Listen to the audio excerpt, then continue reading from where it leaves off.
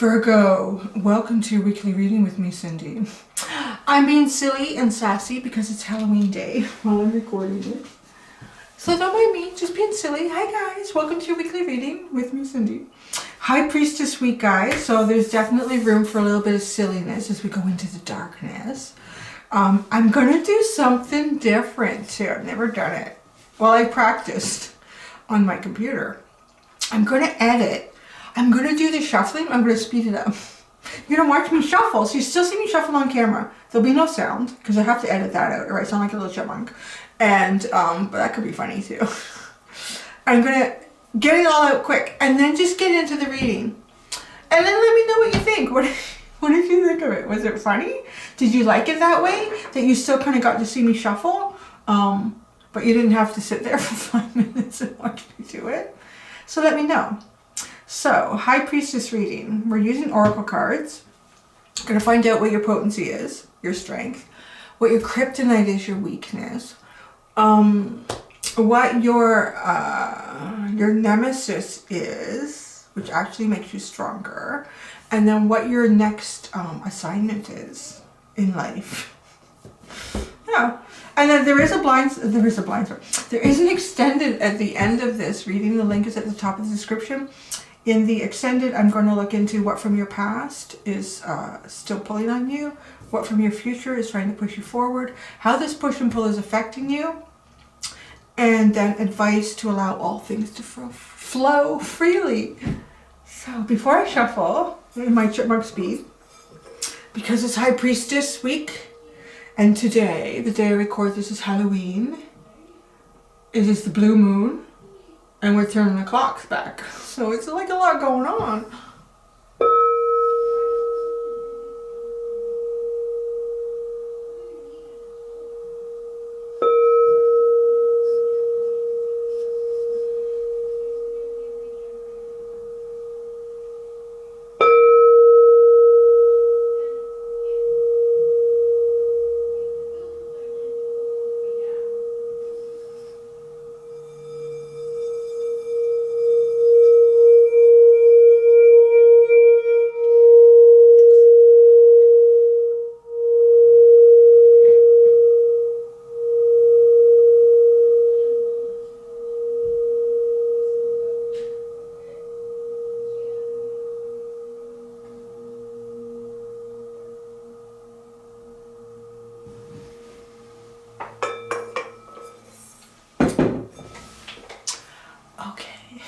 So,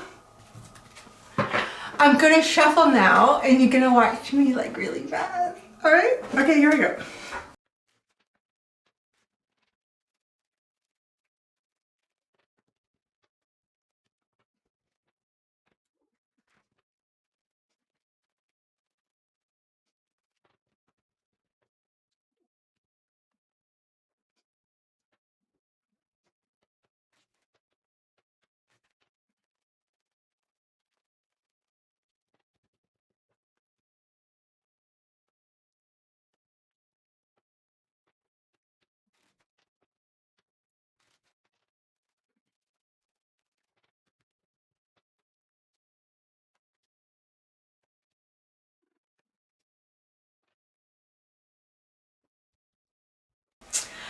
Okay, how did that go? Was it entertaining? Was it a help? Okay, I'm going to show you what you got. So, the first card, the first thing I did was the Witch's Oracle. You're going to get an incantation at the end, but I'm going to show you what you got. You got the Bell card. I kind of snickered when it came out because we're so focused. This week I'm actually using with each reading the singing bowl. It is like a big bell going off. So interesting. You have the bell. We'll see what that is later at the end because I wanted to do the incantation at the end to kind of empower you at the end of the reading. So, your potency, your strength, it's a pretty interesting potency. Okay, you have the 4th chakra, the vulture, and you have she who resists, fearless, justified, and resistant. Oh, wow. That's really interesting. First off, okay, I'm going to hold these two up because these two tell a story for me just on their own. So the fourth chakra, your strength is your heart. Your strength is the love that you radiate, the love that you offer, the love that you give to those around you.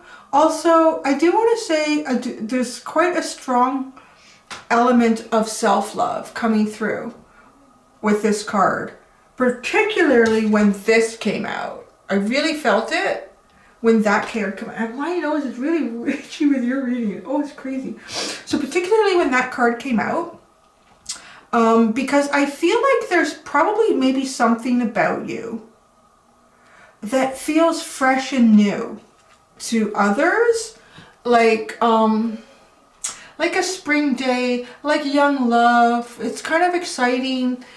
And because the vulture removes things from our past, energies, situations, whatever could be clinging to us from the past, it's not beneficial for a rebirth. The vulture clears that out. So I do feel like kind of your strength here is also clearing out connections and relationships that don't serve you or the other person. But I feel like you bring sort of this breath of fresh air that feels like something new that maybe hasn't been experienced before. There's nothing from the past that comes in with this new card with the vulture. But now, having said that, it's your potency. So this is something that might pull in, like you might get a lot of moths coming into the flame with she who resists, fearless, justified, resistant. I kind of feel like that's why you have this. Like, you have to be a little bit protective sometimes. It's not necessarily maybe that everyone who feels this or gets, maybe, I don't know, maybe people like, they fall for you like really fast and easy. So you've sort of learned over time that doesn't necessarily mean that it's anything that's going to sustain. That it's anything, maybe it's just something about your aura. This pulls people in. So you've kind of learned to be somewhat protective. And I don't know, the best way to explain it would be because you've been hurt in the past, or there was interest in the past from people, but it didn't last, or it didn't seem like it was real love somehow. But like, wow, the fourth chakra, like this is your strength, this is your potency. It's pretty interesting. So, your kryptonite, your weakness. I'll get these in my order. We have the angel of balance, the rabbit, she who listens, understanding, witness, and compassion.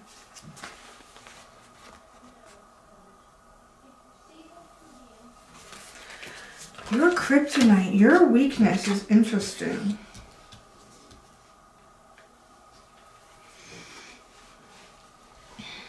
With the angel of balance, I feel like all good things.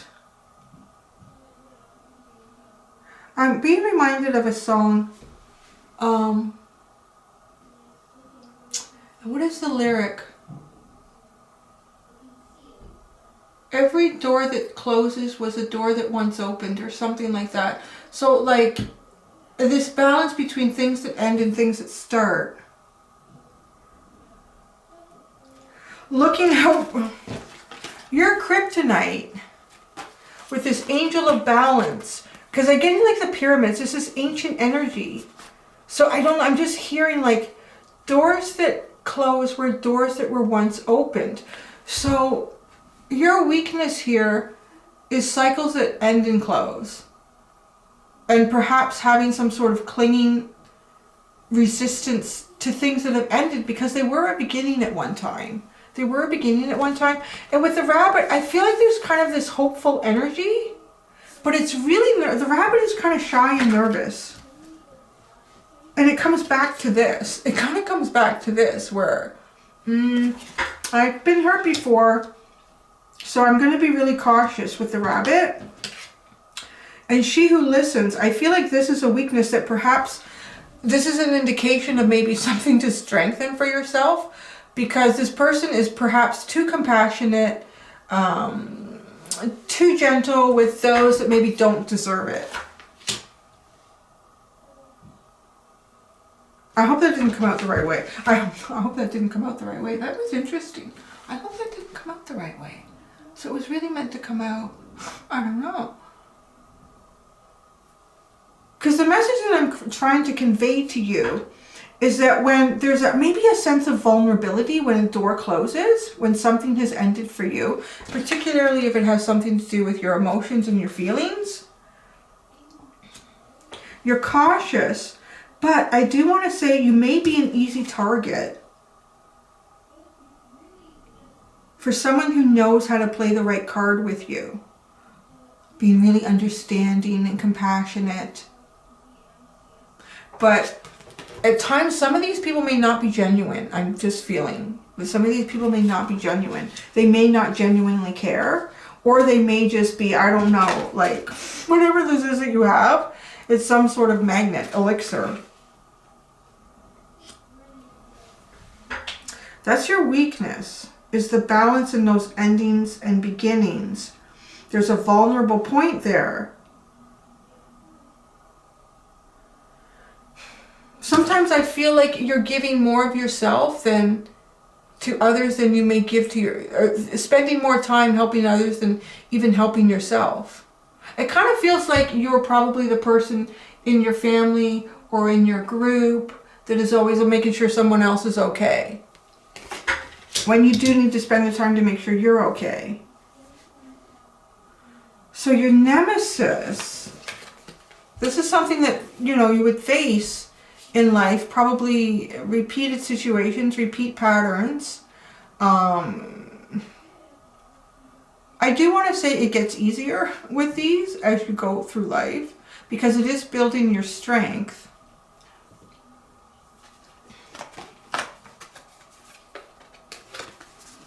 So strategy, the crow, and then this is she who is wild, untamed, wild, and mysterious. This is your nemesis, but it makes you stronger. The strategy in the crow, I feel that you probably come into a lot of situations, or have, where you're kind of required to create a plan to move forward, but there isn't a lot of information about how to move forward or where to move forward to. It really pushes you to grow and expand your intuition, like to a point where you're using it, you know, like some people might kind of, because this is like, for me, this is the third eye. And the crow, it's the illumination, but the crow doesn't keep it here. The crow keeps it, it plays with it. Crows are very playful and very intelligent. So, you know, or some people might use their third eye or just strictly for like a meditation, trying to see things, trying to have inspiration, trying to get insight. But you almost have to utilize this on a day-to-day, hour-to-hour, minute-to-minute basis to create strategies. And it feels like, you know, being something that makes you stronger as you get older, as you move along in your journey, it becomes less of an effort because it starts to develop into something that's more like just a natural thing that you do. You just naturally kind of go in there and you have a good idea what you should do or what should be the strategy. But it really pulls on you because I feel like there's a part of you that would just like to do what you want to do. Untamed, wild, and mysterious, right, is your nemesis, but it's also what makes you stronger. It's connected to all of this.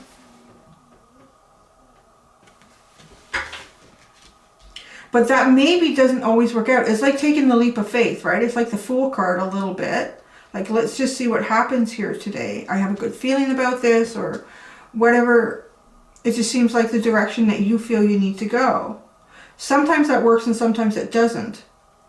And this is where the strategy comes in, but I feel like there's almost like there's no breadcrumbs for you. There's no indication. You know, maybe if you're stuck at a job that's just not very satisfying, it's not very fulfilling, the pay is okay, You're like, yeah, but can I really see myself here for another 5 or 6 years, like doing this, or 10 or 20, whatever it is. Can I really see myself doing this? And thinking, well, you know what? And let me look in the paper. Where do people look at the paper? Well, however people look for jobs now. Let me take a look. Let me put my feelers out there. Let me see what's available. And there's nothing there. Nothing that's pulling on you. There's a few opportunities, but nothing that's saying, gosh, this really feels like for me. And then, but there's nothing really where you are to make you leave. It's just, It's, you know, your boss is okay to work with. The people you work with are okay. There's not any real strong friendships where you're like, oh, just go out and get dinner later tonight. You know, like people that you kind of enjoy spending time with and talking to about other stuff besides work. It just kind of feels like you may come into points in time like that where, well, you just need to, you need to use your intuition on a deeper level here.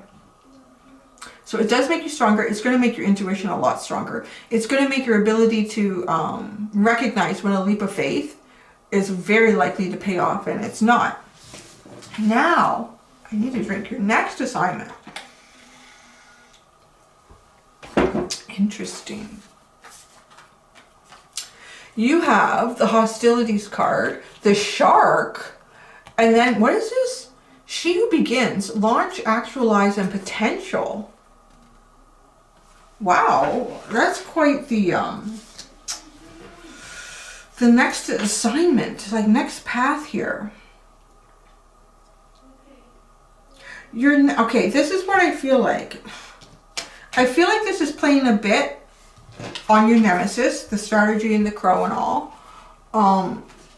With this hostilities card, it reminds me a little bit like the King of Swords here, right? Dude standing with a sword.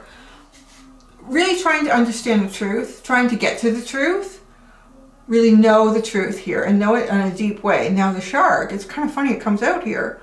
Because the shark is often about something that's hidden in the depths, something that needs to come up from the surface. Some sort of truth, some sort of information, something is hidden and it needs to come forward. So with the hostilities card, I feel like, because I read it more like the King of Swords, but maybe you're feeling a little bit defensive or unsure because you don't know the truth. Again, but it feels like it continues. It feels like you always get this. It feels like, so now I gotta try to figure this out, but there's no evidence for me. There's no direction to give me a hint. So she who begins, launch, actualize, and potential. So all I can really say is that it's going to be kind of up to you to move something forward to get to the truth here. And it's going to be playing on what seems to be sort of a life nemesis for you. And why the universe does this to you, I don't really know. Bottom here. And it's really interesting, actually, the cards. I haven't really been focusing on the bottom of the decks this week. But I'm going to show them for you because it's really curious. I mean, this was shuffled. It was pre-shuffled after I did Leo and before I did you. And then I shuffled it. And you got, on the underline is carrying connections, which is really intriguing because it came out in the Leo reading. And this also came out in the Leo reading. And then at the bottom of your animal oracle, you got the cheetah. And the cheetah came out in the Leo reading as well. And that's it. So maybe that's... Okay, so if I'm going to show you, she who instigates, leadership, provocation, and power. Leadership, provocation, and power. Bottom. I think it's really important though to reel it in sometimes, I'm feeling. I feel, because for this to be like your potency, it's kind of a deadly elixir. But it is, I want to say, like, it would be difficult for you. Because, yeah, there is this whole idea that, I don't know, maybe you're just, I guess everybody has their own kind of aura. So your aura draws us in, or it's just naturally loving and open and warm and comforting. There's something about you that activates. I want to feel like kind of like an instinct to initiate that, maybe, in other people. But like not everybody is meant to be you. So I want to say like it's one of the more intriguing potencies that I got this week. But I feel like it's also one that's kind of difficult to deal with. Who was it? My mom was telling me about, I can't remember his name now. He hosts a show, is it my Lottery Dream House, I think it's called. And I guess he's still single. He's really hot, but he's gay. It's like, oh, he's always gay. But this is like, I'm sorry for all the gay guys out there, but it's true. Like, some of like the hottest guys are gay. I'm like, man, damn, why they always pitch you from playing for the other team? But yeah, and he was complaining like, is there love out there for me? But yet he's like a very attractive person. And he seems like he has a really nice personality. I mean, it's on TV. But, you know, like that's the kind of thing that like maybe, you know, he has a bit of this too. And it gets to the point where, am I ever going to find the real one? I kind of feel a little bit like that for you with this. So now we're going to go into your bell card before we do the extended. Bell. The bell. Through the ages, countless magical powers have been attributed to bells. To the people of the Middle Ages, the supernatural world was very real and close. Mystical powers were attributed to countless objects, including bells. Even long after the medieval era, the church itself condoned the use of bells to frighten away evil spirits. Typical of this belief was the passing bell, rung from the dead to keep evil spirits from molesting the body. Wow. Meaning, sound is vibration, and vibrations are important, especially in magic. To help achieve the right vibrations, the right mood or frequency, it helps to actually ring a bell. It is also rung to halt storms or evoke good energies. Placed in cupboards or hung on the door, they guard the home. Because bells are also used as a warning and a device to draw our attention, don't ignore its symbolism at this time. Think of this bell as an alarm. You are being alerted to a situation that needs your immediate attention. Oh, I hate it when there's so much pressure like that. Incantation. I hear the warning and will comply. Before it does, intensify. If I do this with lightning speed, I most certainly will succeed. Okay, I'll do it one more time for you. I hear the warning and will comply. Before it does, intensify. If I do this with lightning speed, I most certainly will succeed. That's interesting. Well, maybe it has something to do with this whole thing. Like something that's going to require your attention. Your attention, right? Something that requires your attention, like a very good observer, investigator, say with the King of Swords here. The hostilities. Maybe somebody... I don't know. You know what? I'm going to pull a card. I'm going to pull a clarifier for you. Oh, it's so funny. The King of Swords to the bottom. What is a shark all about? Because I just want you to know if this is something that you need to be cautious of. If someone is coming towards you in sort of an aggressive manner. Or it's just something that's hidden that needs to be understood. The shark. Can you tell Virgo about the shark? Oh, well, I don't know. It's the Sun and the Five of Swords. So there could be something here. Well, the Sun is all about clarity. You may have walked away from something that had clarity before you saw the clarity. Maybe you walked away from something before you actually saw the clarity in it. Or you saw the truth in it. And it could have been a wish fulfillment with the Sun. That's interesting. Okay, that doesn't seem so hostile and scary now. I know, like sometimes the cards can be so dramatic. It's not that, like, it's just energy. Like all the times I've read cards, it's literally like, very rarely is it so dramatic. And sometimes it can be, but I don't think it is that time. So, okay, I'm going to save my breath and I'm going to go do the extended for you guys. Until next time, I'm sorry, I'm just a mess. My mouth and my orthodontic appliance. Until next time, do be gentle with yourselves. Bye.